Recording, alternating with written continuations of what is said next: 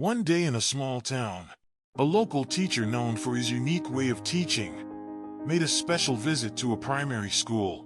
On day of his visit, teacher arrived in a classroom with bright smile on his face and a large empty glass jar tucked under his arm. This caught everyone's attention in the class instantly. It was clear that this wasn't going to be usual school day. He placed glass jar on the table in front of everyone. And then from under the table, he picked a pile of large stones, each about the size of a golf ball. Carefully, he began placing these stones into the jar one by one until he could fit no more stone. He turned to the class and asked, "Is this jar full?" Seeing that no more stones could fit in, students nodded and replied, "Yes," to everyone's surprise. The teacher then pulled out a bag of small pebbles. He started pouring them into the jar, shaking it slightly. Pebbles much smaller than the stones rolled into the open spaces between the stones. Again he asked the class, "Is this jar full now?" Most of the students hesitated to say, but many agreed and said, "Yes, now it's full." Teacher then brought a bag of sand and started pouring it into the jar. The tiny grains filled all the remaining interstitial spaces between the stones and pebbles. For the third time, he asked, "Is the jar full now?" The students catching on responded, "Probably yes." Lastly, the teacher pulled out a glass of water and poured it into the jar, saturating the sand. He agreed that the jar was indeed full now.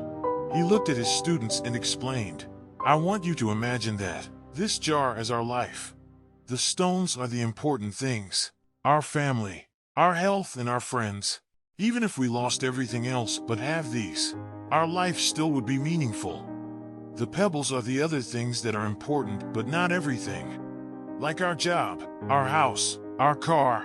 The sand represents the small stuff, the trivial things, watching movies, gossip."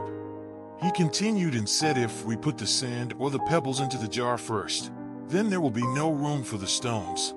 The same goes for our life too. If we spend all our time and energy on the small stuff, then we will never have room for the things that truly matter the most. Large stones are those things that are critical to our true essence and happiness.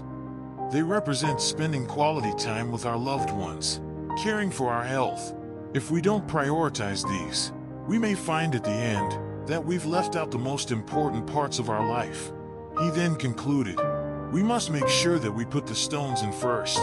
They are our foundation, our main pillars. They are our family, our health, our dreams. Don't let the pebbles or the sand, the secondary tasks, trivialities take precedence over them. At the end of our journey, it is the stones that will weigh the most in our jar of life, defining its value and meaning.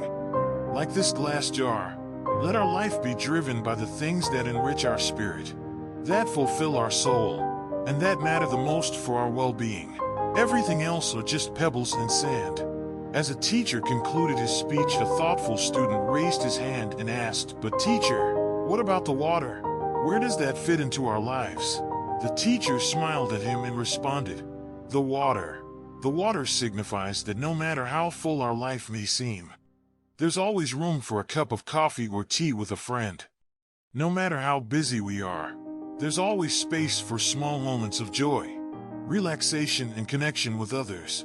In our lives, we often find ourselves juggling between priorities, trying to fit everything into the limited hours of the day. We get so caught up in the hustle and bustle, we sometimes forget our friends, our own happiness. Like this jar, our life, it's not infinite. It has only limited space. If we choose to fill it first with sand and pebbles, then we leave no room for the stones, the things of real value and meaning. So I urge you, focus on filling our large stones first. Your family, your health, your passions, and your dreams. These are that important aspects of your life, that even when everything else is stripped away, we will still leave this life with fulfilled and content. Take care of these precious stones first. Make time for those you love and care for. Nurture your physical and mental well-being. Pursue your passions fearlessly. And while you do that, never forget to make room for learning, growth, and kindness. The water, that's the unexpected, the unplanned, That's the coffee with a friend, the spontaneous laughter, the shared moments of joy. Even when life seems so full, there's always room for these. There's always space to connect, to relax, to simplify. The pebbles and the sand, they'll fit in around the important stuff. They're the tasks and responsibilities that are necessary but shouldn't consume all your time or energy. They shouldn't crowd out the space meant for your stones. In the end, remember, it's not about having a busy life, but fulfilled and contained life. It's not about just counting the days, but making the days count.